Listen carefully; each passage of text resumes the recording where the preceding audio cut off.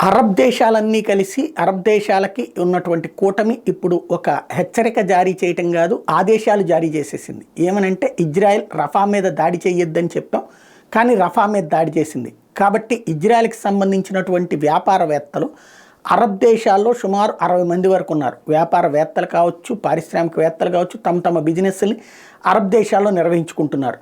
యూదు జాతికి సంబంధించినటువంటి వాళ్ళు ఇజ్రాయేలీలు ఆయా దేశాల్లో వ్యాపారాలు చేస్తున్నారు.